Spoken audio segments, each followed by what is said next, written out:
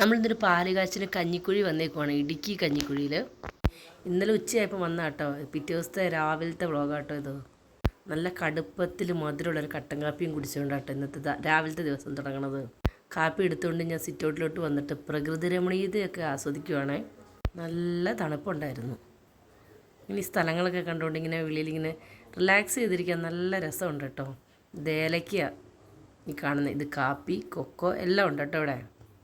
കാപ്പി കുടിച്ച് കഴിഞ്ഞപ്പോഴത്തേന് മീനും കൊണ്ട് മീൻകാരൻ ചേട്ടൻ വന്നേ. അപ്പം ഞാനിങ്ങനെ കാണുമായിരുന്നു കേട്ടോ, മീൻകാരൻ ചേട്ടൻ വെട്ടി ക്ലീൻ ചെയ്ത് കേര കൊടുക്കണതൊക്കെ.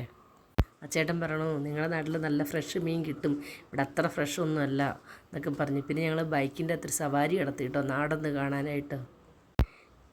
ബൈക്കിൻ്റെ അകത്ത് പോകുമ്പോൾ നല്ല തണുപ്പുണ്ടായിരുന്നു, രാവിലെ തന്നെയല്ലേ. ഇളം തണുപ്പും ഇളം കാറ്റും ഒക്കെ ആയിട്ട് നല്ല ഭംഗിയുണ്ട് കേട്ടോ ഈ സ്ഥലങ്ങളെല്ലാം കാണാൻ. ഇതിനു മുമ്പ് ഞങ്ങൾ ഈ സ്ഥലത്ത് വന്നിട്ടുണ്ട്. അതൊരു സെപ്റ്റംബർ മാസത്തിലായിരുന്നു. നല്ല പച്ചപ്പൊക്കെ കൂടുതലായിരുന്നു. ഇത് വേനലായതുകൊണ്ട് തന്നെ കരിഞ്ഞു കിടക്കുമായിരുന്നേ. വെള്ളച്ചാട്ടത്തിലൊന്നും ഒട്ടും തന്നെ വെള്ളമില്ലായിരുന്നു. ഇവിടുത്തെ വെള്ളത്തിനൊക്കെ നമുക്ക് മുഖം പോലും കഴുകാൻ പാടില്ലാത്ത രീതിയിലുള്ള തണുപ്പായിരുന്നു കേട്ടോ.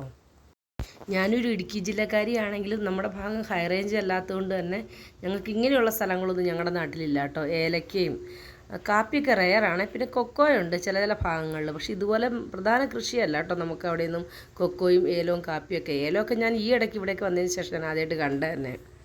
മഴ സമയത്ത് ഈ പാറയൊന്നും കാണില്ലാത്ത രീതിയിൽ ഇവിടെയൊക്കെ വെള്ളം കേട്ടോ. കുറച്ച് അപകടം പിടിച്ച് റിസ്ക് ഉള്ള ഏരിയ ആണ് ഈ പാറയുടെ ഭാഗമൊക്കെ. ബാക്കി വിശേഷങ്ങൾ നമുക്ക് അടുത്ത വീഡിയോ കാണാം കേട്ടോ.